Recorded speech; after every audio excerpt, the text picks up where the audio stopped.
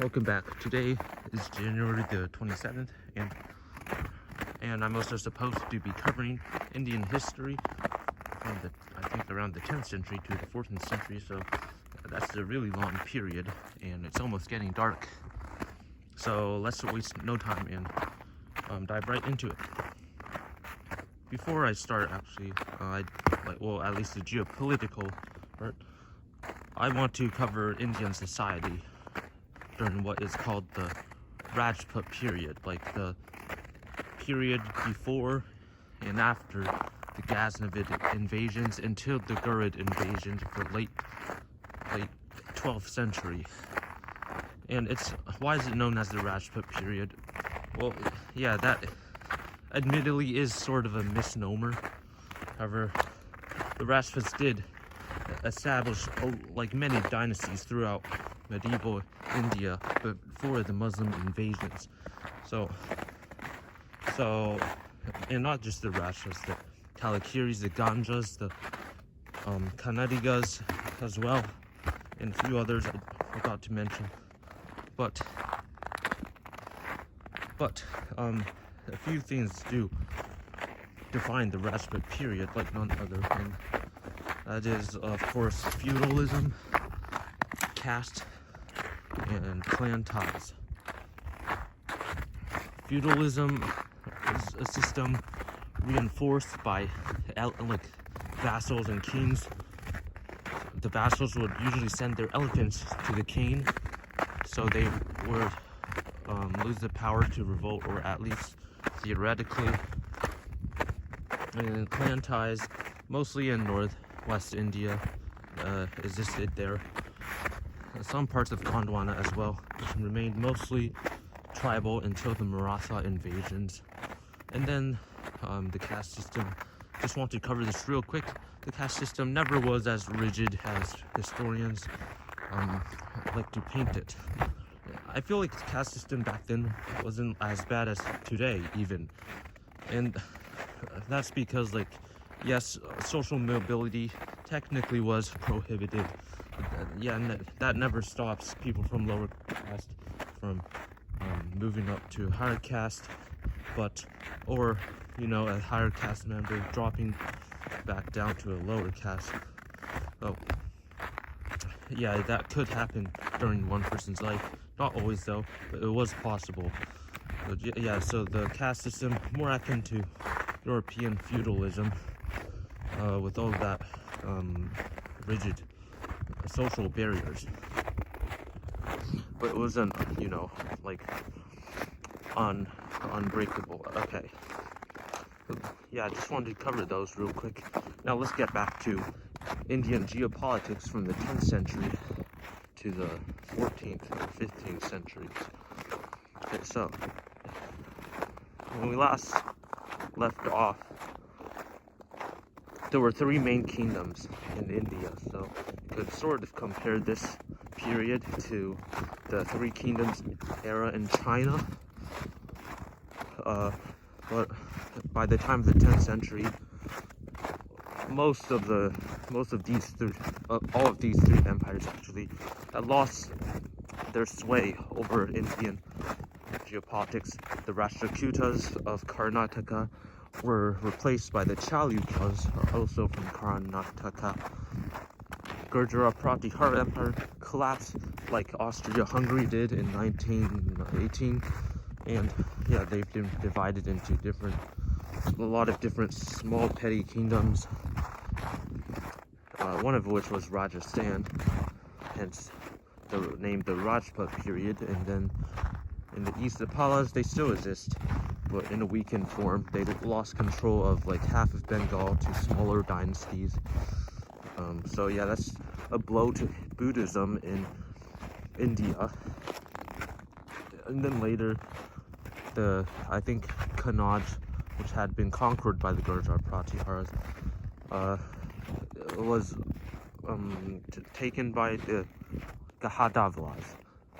So technically Kannauj, the kingdom of Kannauj, still exists, just under the Ghaznavids, and the city of Kannauj, still a very important symbolic city like anyone who controlled it would automatically get like, you know, prestige points. That is until like the Muslims took it and ended its glory like forever. I don't know which way I should go. Maybe that way. But anyways, the Cholas in South India do eventually rise and like challenge Chalukya dominance in the region. So let me explain how the Cholas,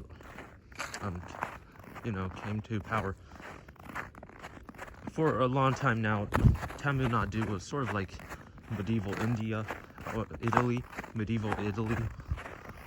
It was a very wealthy region because its geographic position was very favorable to trade between Southeast Asia and the Middle East, much like how Italy was a great trading center in the Mediterranean. However, much like India also, much like Italy also, Tamil Nadu was also very, very divided. The main power there was the Pallava dynasty, which I forgot to mention last episode. But they didn't have control over all of Tamil Nadu, and so most of the Tamil states were always under the shadow of the more powerful Kannada Empire of the Chalukyas or the Rashtrakutas. For the time being, though, it's the Chalukyas who have the most influence in South India. That is about to change when the Cholas rise to power. First, they overthrow the Pallavas. Then, I think they invade Sri Lanka, known as Ceylon, which also has a fairly large Tamil population there since like the ancient era. And the Cholas, they effectively unite all of Tamil Nadu for the first time in history. I've never heard of another Tamil state that existed before the Cholas that unified all of Tamil Nadu. Well, yeah, good job to the Cholas, but then that's not all. They waged several wars against the Ghaznavids, and not just the Ghaznavids. The Eastern Ganja dynasty of Oris as well, or also known as Kalinga, fell to the Cholas, and finally the Cholas also invaded as far as Bengal. Yeah, so it was really a key moment in South Indian history, especially like a southern Dravidian empire conquering land all the way to like northeastern India. And yeah, that's one of the few times a southern empire had conquered the north, or at least parts of the north. But at the same time, the Chola hold there in like the Kalinga and Bengal didn't last very long, since not least because the Cholas were just very, very rapacious in war, absolutely brutal to the villages, and you know, people just didn't like that. So the Cholas eventually lost their hold over that region, went back to Tamil Nadu, still remained a fairly prosperous empire with like, especially since they sacked and looted so many cities, and they don't really learn their lesson. So the Cholas continue waging war against the Kannadigas of the Chalukya dynasty, which I feel like it was a stalemate, but I'm not quite sure. However, both the Chalukyas and Cholas, I want to stress this, that both were extremely wealthy in golden ages, despite the feudalism. Interestingly enough, there were very few revolts in the Chalukya Empire. And under the Cholas, Tamil Nadu was probably, I'd say, the largest economy in the world. most likely behind only China. Yeah, like, I don't think any other kingdom at that time could match the Chola wealth, other than maybe the Eastern Roman Empire, but I'm not sure. One thing is for sure though, India was the largest economy in the world until like 1500 AD, when China overtook them. And maybe that's not too surprising considering how large India is, but even individual parts of India were probably more wealthier than like individual parts of maybe Europe or the Middle East, not least due to high population and all that, and you know, the textile industry, spices, the mineral wealth of the Deccan. There's basically a lot in India for like economic growth and all that, and that attracts a lot of attention, especially from the north, where tribal nomadic empires are starting to form in modern-day Afghanistan. By the time of the late 10th century, you have the Ghaznavids there, who, yeah, from their base in Afghanistan, start encroaching on Indian lands.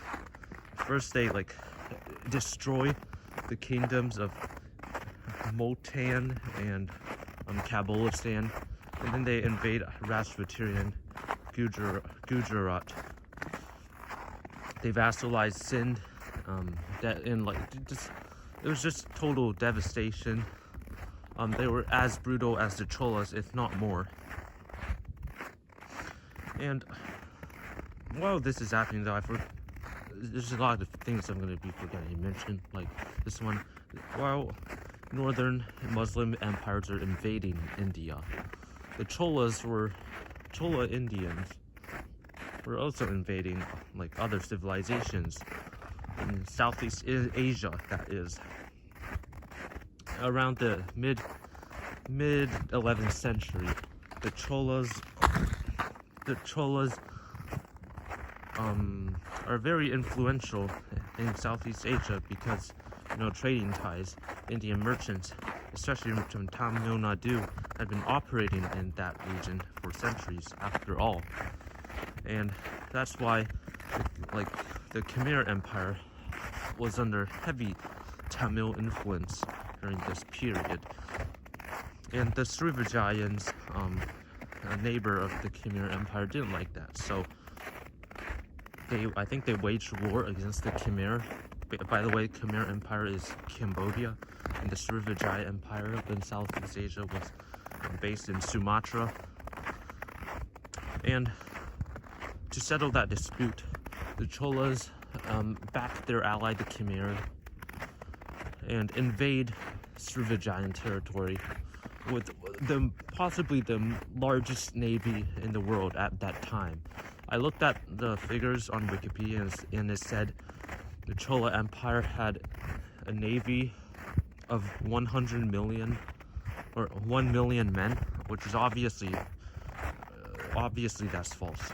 But it gives you a picture of how powerful the Chola Navy was.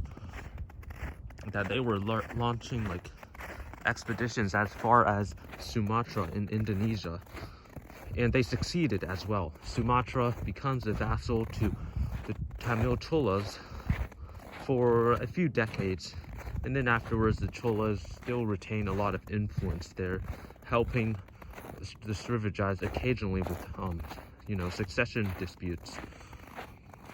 And that state of affairs lasted until the Srivijayans later collapsed to the Malay Dharmasrayas.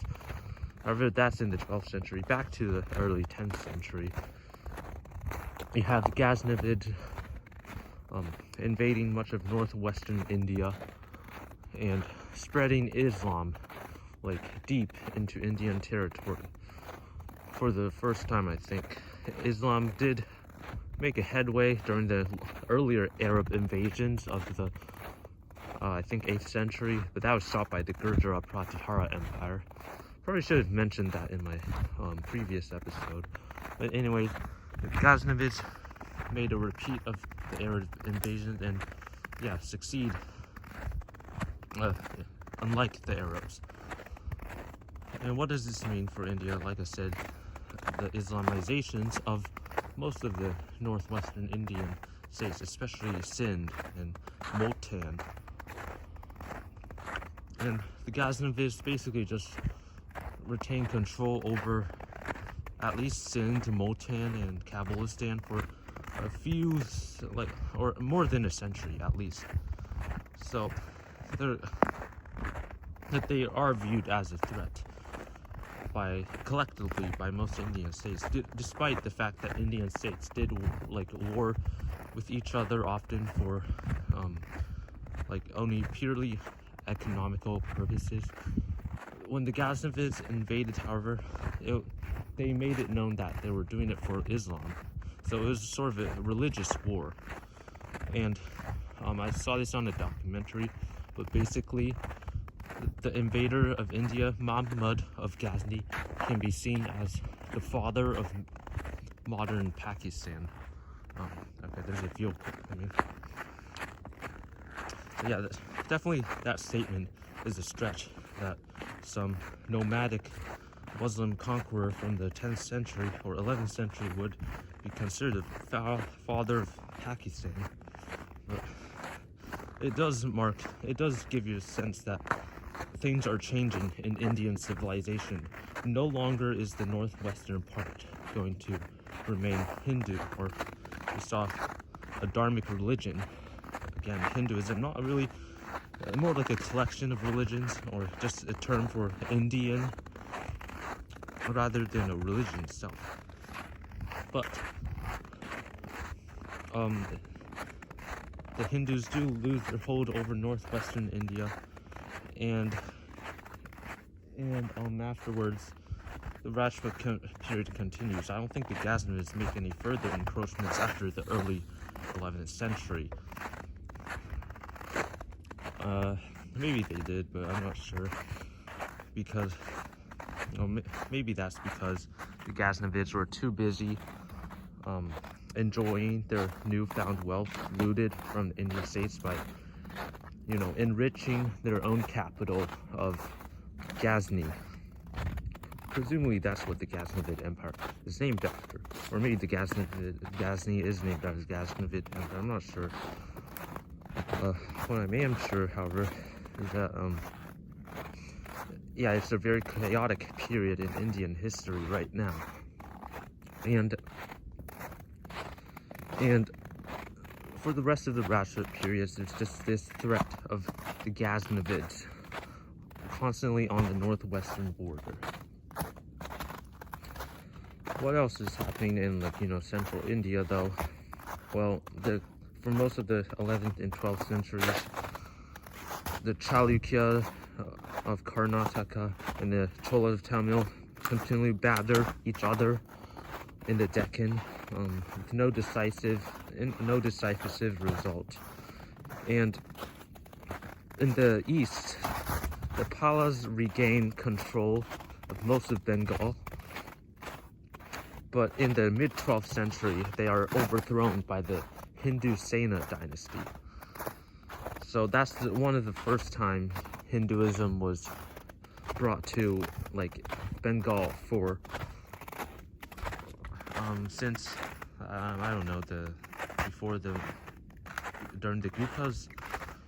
But so Hinduism returns, and the Bengalis there, they had lived so long under Buddhism that